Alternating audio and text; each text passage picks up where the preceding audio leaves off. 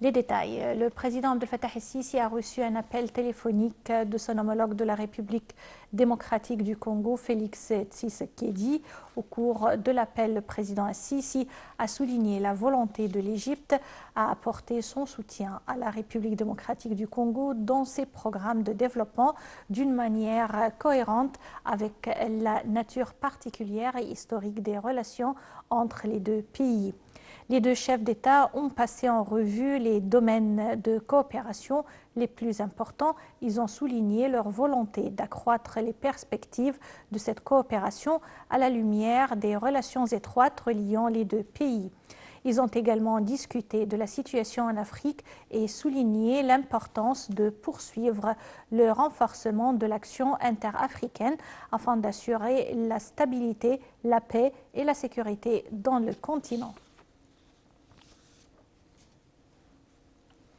Les opérations de dépouillement des bulletins se poursuivent aujourd'hui après la fin hier soir du vote de 3 jours pour l'élection présidentielle en Égypte.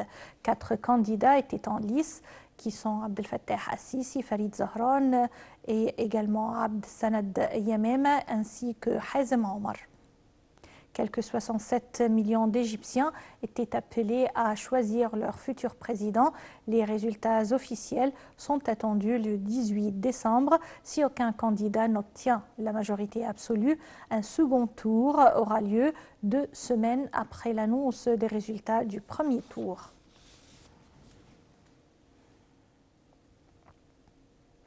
Et également dans le même contexte, le conseiller Ahmed Benderi, le directeur de l'organe exécutif de l'ANE, a fait état de la participation remarquable et sans précédent des Égyptiens lors du processus électoral.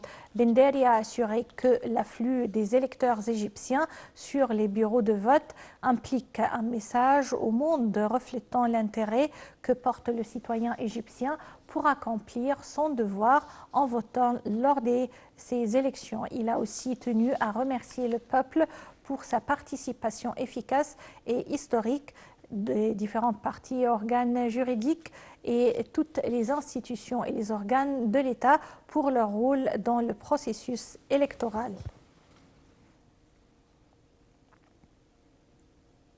Le Premier ministre Dr Mostafa Medbouli a présidé la réunion hebdomadaire du gouvernement dans la nouvelle capitale administrative.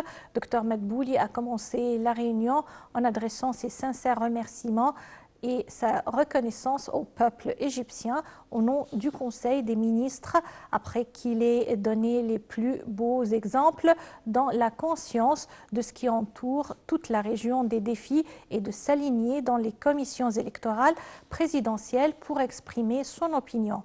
Dr Medbouli a également adressé un salut spécial à la femme égyptienne, soulignant qu'elle était toujours proactive en période de défi. Et dans ce contexte, le chef du gouvernement a apprécié le rôle de l'autorité nationale des élections dans l'attribution des comités d'expatriés qui permettent à ceux qui ne sont pas présents dans leur lieu de résidence d'exercer leurs droits constitutionnels.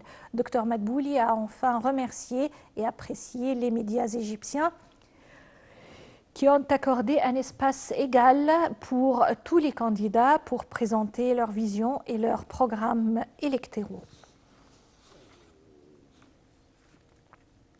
Et également, le ministère de l'Intérieur a affirmé que les ressortissants étrangers, à l'exception des titulaires d'une carte de séjour, doivent se rendre au département général des passeports, de l'immigration et de la nationalité pour enregistrer leurs données et obtenir une carte valide à compter du 1er janvier 2024.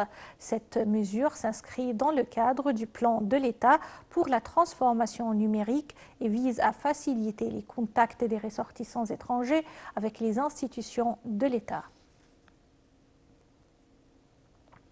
Les indices de la bourse du Caire a enregistré une hausse à la clôture de la séance d'aujourd'hui, soutenue par des opérations d'achat entretenues par des institutions et des fonds d'investissement étrangers régionaux. Des institutions arabes et des investisseurs étrangers ont eu tendance à des opérations de vente. L'indice UGX 30 a augmenté de 2,92% pour atteindre 24 773,92 points.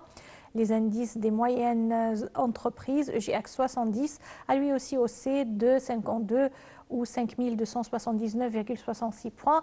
La hausse a aussi atteint EGX 100 qui a augmenté, atteignant 7 670,8 points.